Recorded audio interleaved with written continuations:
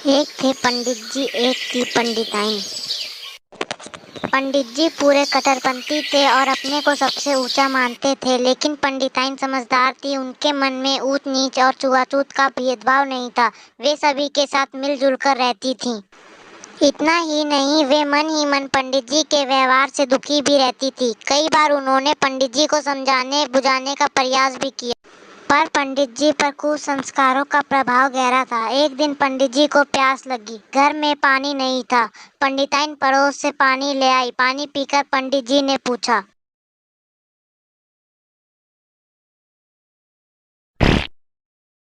पानी कहाँ से लाई? बहुत ठंडा है। पड़ोस के कुम्हार से। सुनते ही पंडित जी गुस्सा हो गए। कुम्हार के घर का पानी पिलाकर तुमने मेरी जाति भ्रष्ट कर दी। अब मैं क्या करूं? और वहां से चले गए।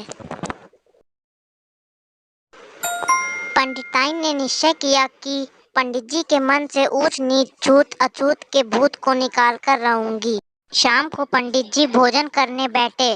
पंडिताइन ने सूखी रोटियां परोस दी। पंडित जी ने पूछा, कोई सब्जी नहीं बनाई? पंडिताइन ने कहा, बनाई तो थी पर फेंक दी। जिस हांडी में पकाई थी वे कुमार के घर की थी। पंडित जी ने कहा, तू बड़ी पगली है। हांडी में कहीं छूत होती है? हांडी तो कुम्हार ही बनाता है। यह कहकर बड़ी मुश्किल से पंडित जी ने 2-4 कौर खाए, फिर बोले, पानी तोला?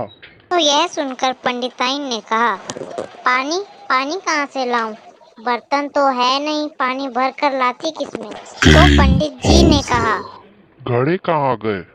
वो तो मैंने फेंक दिए। कुमार के हाथों के बने थे ना। तो पंडित जी ने कहा, पानी नहीं है तो थोड़ा दूध ही दे दे। सूखी रोटी गले में अटक रही है। दूध में मसल कर खा लूंगा। दूध भी फेंक दिया। गाय को जिस नौकर ने धुआ था वह कहार है। हद कर दी। यह भी नहीं जानती थी कि दूध कहाँ या ग्वाले ही धोते हैं। इनके धोने से दूध में छूत नहीं लगती। आप क्या कहते हैं? मेरी समझ में नहीं आता कि छूत पानी में लगती है, दूध में नहीं।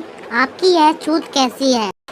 पंडित के मन में आया अपना सिर फोड़ लूं या पंडिताइन का, पर वे पंडिताइन की बुद्धि के कायल हो चुके थे, इसलिए शांत होकर बोले, भाई मैं दिन भर का थका मांदा हूँ। तुमसे बहस करना नहीं चाहता। जा आंगन में खाट बिछा दे।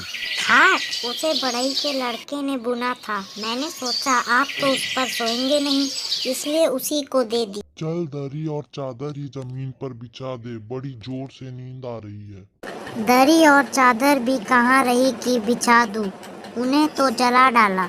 सब में आग लगा दी। घर में कुछ बचा भी है? पंडित जी जोर से चीखे। हाँ, घर बचा है, लेकिन इसे भी तो छोड़ना है। आखिर यह भी तो राज मजदूरों का बनाया हुआ है। सोचती हूँ हम दोनों अभी किसी पेड़ के नीचे रात बिताएं। सुबह होते ही जंगल में या पहाड़ पर चले जाएं। भगवान की बनाई कोई कंदरा हो और उसके पास ही नदी हो। पंडित जी कुछ देर गुमसुम खड़े रहे, फिर बोले, मेरी नासमझी से सब कुछ गड़बड़ हो रहा था। मैं स्वयं तो दुखी रहता ही था।